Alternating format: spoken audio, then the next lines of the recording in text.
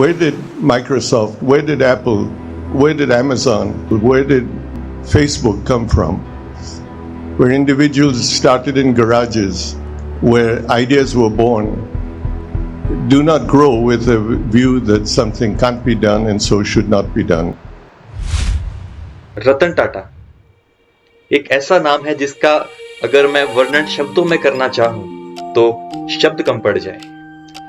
एक ऐसा नाम है जिसे सुनते ही सीना ऊर्जा, आदर और सम्मान के साथ चौड़ा हो जाता है। ये नाम तो हम सभी ने सुना होगा, पर कहते हैं ना दोस्तों कि हर बड़ी सफलता की एक अनोखी कहानी होती है।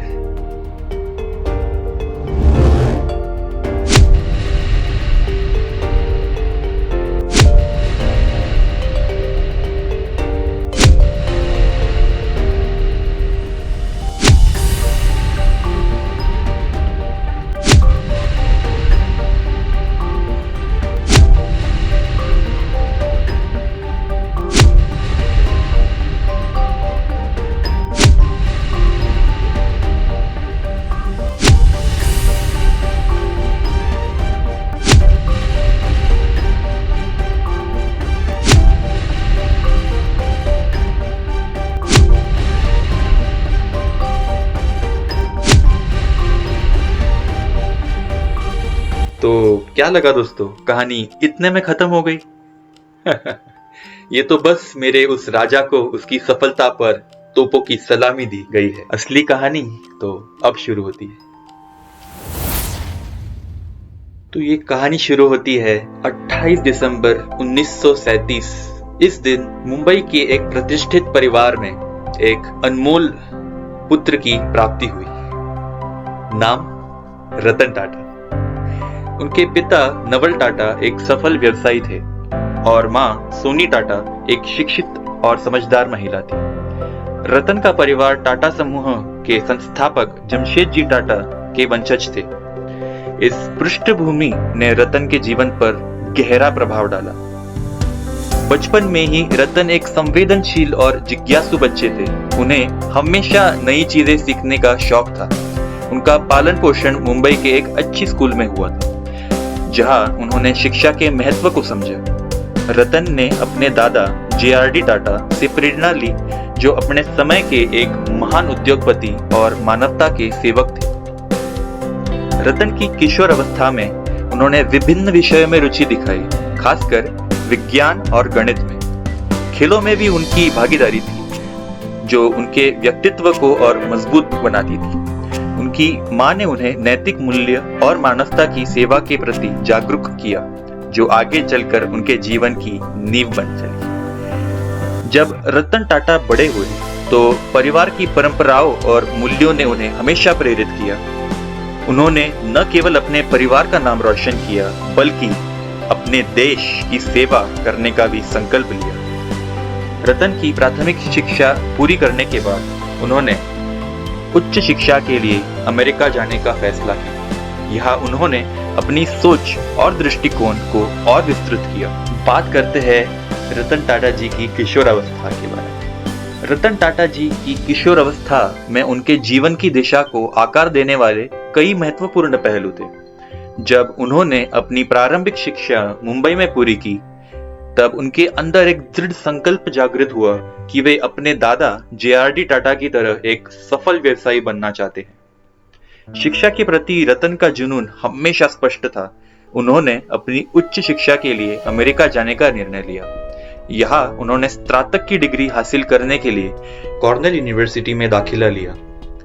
अमेरिका में रहकर उन्होंने न केवल शैक्षणिक ज्ञान प्राप्त किया, बल्कि विभिन्न संस्कृतियों के बीच संवाद स्थापित करने का अनुभव भी लिया। रतन ने अपनी स्नातक की डिग्री आर्किटेक्चर में प्राप्त की, लेकिन उनकी दृष्टि में उद्योग की दुनिया की ओर गहरा आकर्षण था। उन्होंने फिर हार्वर्ड बिजनेस स्कूल से एडवांस्ड मैनेजमेंट प्रोग्राम की डिग्री प्राप्त की। यह शिक्षा उनके लिए बहुत महत्वपूर्ण थी, क्योंकि इसने उन्हें औद्योगिक प्रबंधन और व्यापार की बुनियाद के बारे में गहरा ज्ञान दिया।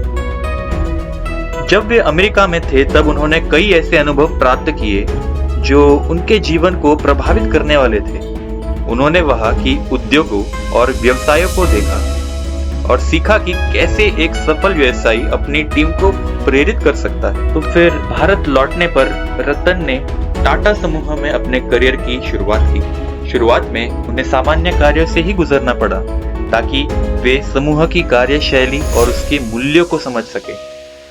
रतन का मानना था कि किसी भी संगठन में सफलता का मूल मंत्र है टीम वर्क और सहयोग। उनकी किशोरावस्था में मिली शिक्षा और अनुभव ने उन्हें एक मजबूत नेतृत्वकर्ता बनने में मदद की। रतन ने हमेशा से अपने दादा के आदर्शों का अनुसरण किया और यही उनकी प्रेरणा का मुख्य स्रोत था।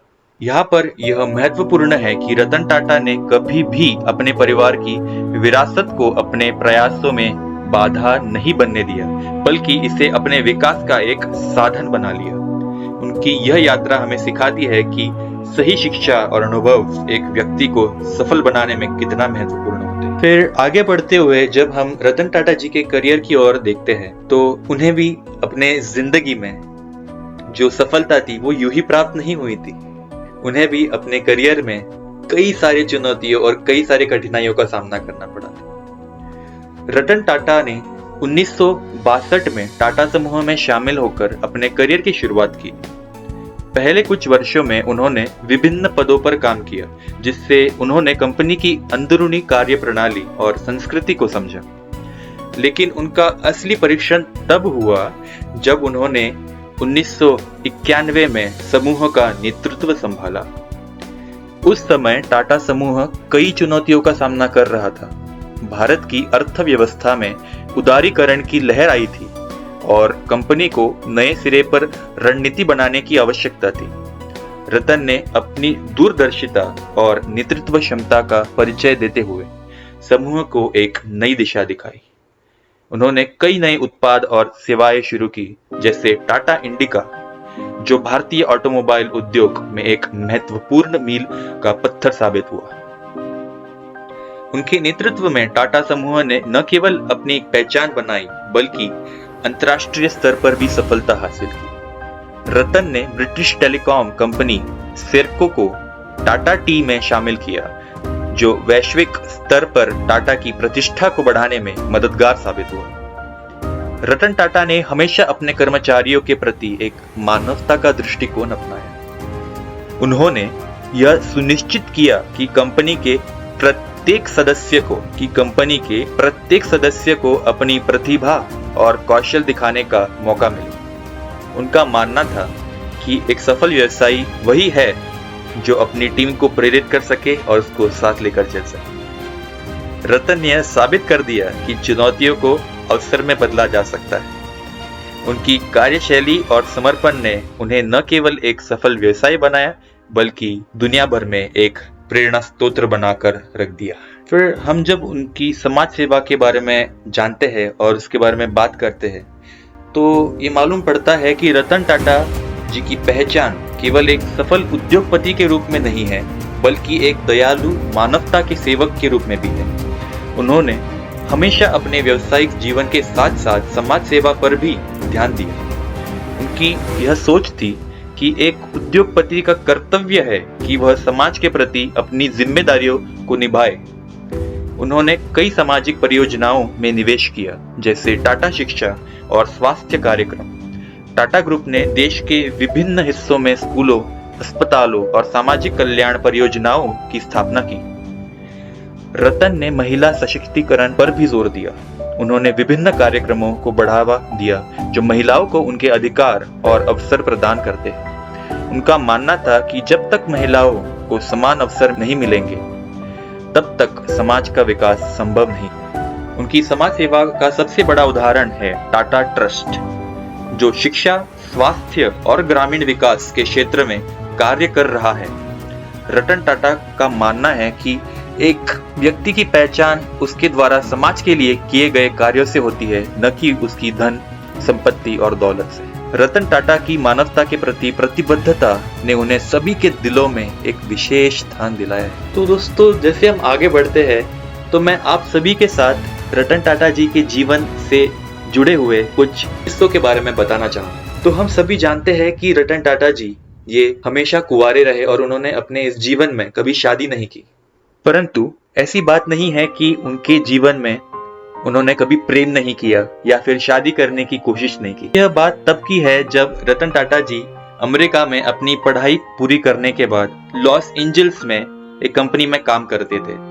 तो उसी कंपनी में काम करते हुए दौरान उन्हें एक लड़की के साथ प्रेम हुआ। तो उन्हीं के साथ उन्होंने अपना प्रेम संबंध निभाया और वही उनकी फर्स्ट गर्लफ्रेंड भी बनी। परंतु इस दौरान हालात कुछ ऐसे हुए कि बात 1962 की है जब इंडो चाइना वॉर प्रारंभ हुआ और इसी दौरान उन्होंने भारत वापस आने का फैसला किया ताकि वो अपने परिवार के साथ रह सके और अपनी बीमार दादी की सेवा कर सके। इसी दौरान जो उनकी गर्लफ्रेंड थी, उनके माता पिता ने उन्हें इंडिया भेजने से मना कर दिया। इसी के कारण उनके इस रिलेशनशिप में दरार आ गई और ये रिलेशनशिप आगे नहीं चल पाया। उसके बाद जब वो भारत लौटे तो भारत में रहते हुए उनका एक बहुत ही मशहूर बॉलीवुड अभिनेत्री सिमी ग्रेवाल जी के साथ नाता जोड़ा गया। तो उनके साथ उनका यह रिलेशनशिप काफी मशहूर था। वे दोनों शादी के काफी नजदीक भी थे, परंतु हालात समय के कारण यह शादी नहीं हो पाई और यह रिलेशनशिप भी इसी कारण आगे नहीं बढ़ सका। शायद जिंदगी का उनके प्रति कुछ बड़ा मकसद था। फिर बात करते हैं रतन टाटा जी की वृद्धावस्था और विरासत के बारे में। आज जब रतन टाटा अपने जीवन के 60वें दशक में थे तो उनकी सोच और दृष्टिकोण युवा पीढ़ी के लिए प्रेरणा का एक स्रोत बन चुकी थी। उन्होंने न केवल टाटा समूह को नई ऊंचाइयों पर पहुंचाया बल्कि भारतीय उद्योग को भी वैश्विक स्तर पर एक पहचान दिलाई। रतन टाटा का जीवन एक उदाहरण है कि कैसे एक व्यक्ति अपनी मेहनत, ज्ञान और नैतिक मूल्यों को धरे रहने से समाज में एक बहुत बड़ा परिवर्तन ला सकता है। उनकी सोच ने हमें यह सिखाया है कि असली मूल्य वही है जो दूसरों की भलाई के लिए समर्पित। सर रतन टाटा जी अपनी अंतिम समय तक, अपनी अंतिम सांस तक, उनकी आखिरी दिनों में भी समाज सेवा में लगे रहे और उनका योगदान युवाओं के लिए एक प्रेरणा स्रोत बना हुआ है आज भी। वे हमेशा कहते थे, आपका वास्तविक मूल्य तब दिखता है जब आप दूसरों के लिए कुछ करते हैं। उनका तो बस यही मानना था, जब हम किसी और के सपनों को पूरा करते हैं तभी हमारी आत्मा को सच्ची खुशी मिलती। कितनी सुंदर ऐसे विचार थे हमारे इस अनमोल रतन टाटा जी।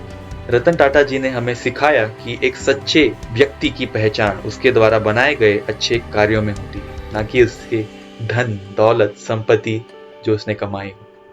उसकी असली संपत्ति उसके द्वारा किए गए कार्यों में झलकती। बहुत दुख होता है इस सच को जानकर जब पता चलता है कि आज ये महान व्यक्ति, the legendary man, the Pioneer man of the Indian industry, ये हमारे बीच नहीं रहे।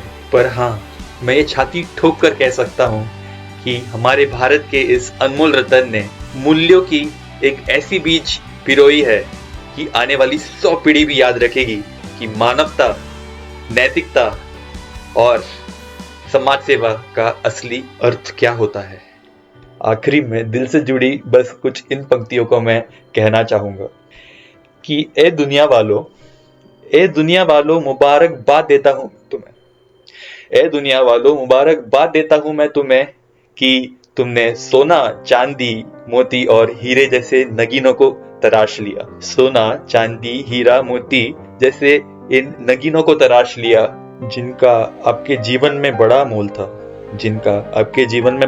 था। पर उस दुख का क्या जो उस हीरे को हमने खोया। मेरा तो वो रतन ही अनमोल था।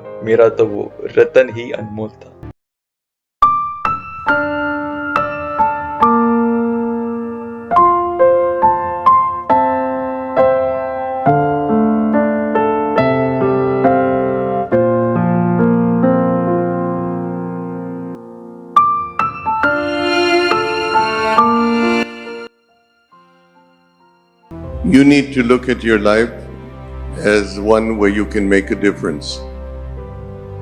So I wish you well, and I am very envious of you coming out into the India of today and tomorrow, which is going to be a great country play your role, and hopefully many of you will be leaders in the India of tomorrow.